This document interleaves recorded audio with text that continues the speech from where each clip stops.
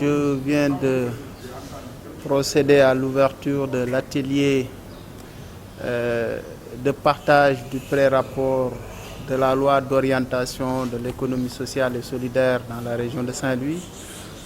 Un atelier qui regroupe des participants des régions de Matam, de Louga et de Saint-Louis.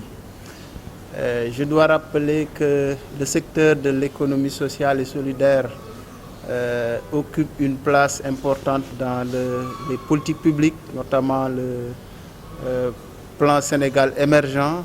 C'est pour cette raison que le président de la République a érigé un département ministériel chargé donc de ce secteur, du secteur de l'économie sociale et solidaire. Depuis des années, peut-être il existe, on a constaté qu'il y avait un vide juridique, si on peut l'appeler ainsi, même s'il existe peut-être une législation bien fournie concernant certains acteurs ou organisations de l'économie sociale et solidaire, comme des GIE, comme les coopératives, etc. Mais une législation consacrée à l'économie sociale et solidaire n'a pas été, en tout cas, n'a pas été constatée au Sénégal. C'est pour cette raison qu'aujourd'hui, le ministère de l'économie sociale et solidaire est venu partager avec les acteurs au niveau de la base sur les grandes lignes donc, de ce projet de loi qui, je rappelle, n'a pas encore été élaboré. Donc il y a un projet de loi normalement qui doit être élaboré sur l'économie sociale et solidaire pour régir un peu qui est acteur de l'économie sociale et solidaire. Déjà, bon, dans la présentation, il y a des acteurs qui sont identifiés comme de droit, comme des acteurs de l'économie sociale et solidaire, comme les mutuelles, comme également donc, les coopératives. Mais d'autres acteurs exercent des activités semblables, qu'on peut en tout cas assimiler à de l'économie sociale et solidaire. À l'issue peut-être de ces ateliers, je dois rappeler même que donc, cet atelier a été tenu dans d'autres régions, les régions de Kaolack, de Tambacounda. Donc à l'issue de cette tournée nationale que les agents du ministère de l'économie sociale et solidaire sont en train d'effectuer, donc on aura une idée par rapport à tous les acteurs donc, de l'économie sociale et solidaire, par rapport également à la législation approfondie, en tout cas par rapport à ce secteur, pour ce secteur. Je dois également magnifier et donc saluer cette démarche. Ça pouvait être donc une loi élaborée en solitaire, une loi que le niveau national allait donc adopter et appliquer au niveau des territoires. Mais quand des acteurs, en tout cas à la base, sont impliqués dans le cadre donc, de cette législation, je pense que cela est salutaire. Et ça permet même, le moment venu, donc, de mieux avoir une appropriation, en tout cas, de cette législation, qui sera conforme avec les réalités du terrain.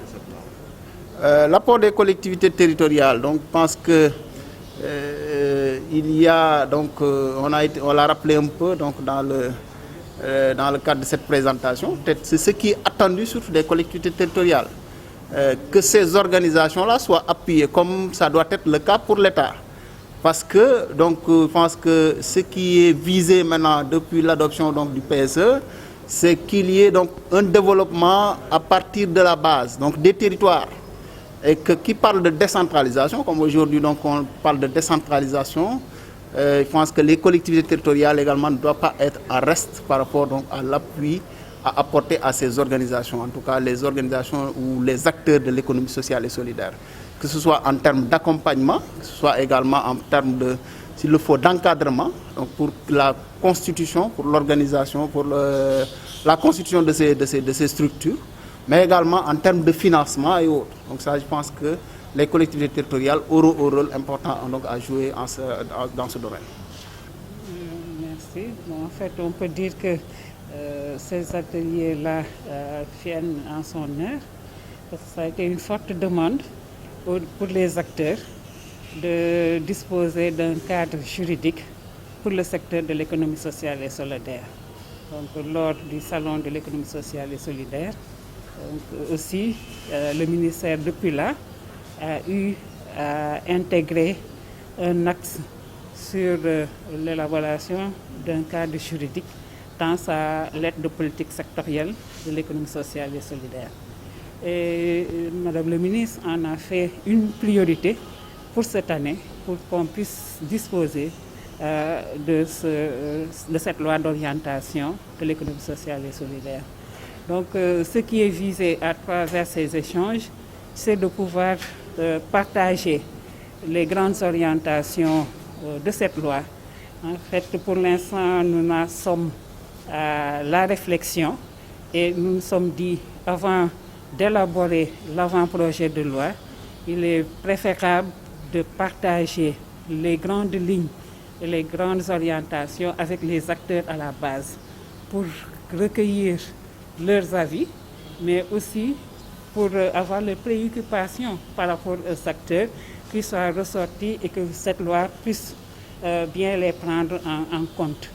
Parce que cette loi est élaborée pour eux, ce n'est pas pour le ministère. Donc, nous avons besoin qu'elle soit appropriée vraiment aux préoccupations des acteurs, qu'elle reflète vraiment leurs préoccupations et qu'ils puissent prendre en compte tous les besoins qu'ils auront à exprimer. Les cibles, ce sont tous les acteurs de l'économie sociale et solidaire de la région de Matam, Saint-Louis et Louga. Donc les coopératives, les unions, fédérations qui sont actives dans la production, la transformation, donc la commercialisation des produits et tous les secteurs d'activité des coopératives dans le domaine de l'élevage, de l'agriculture, de l'artisanat, mais aussi les organisations de femmes aussi qui sont très actives dans les transformations.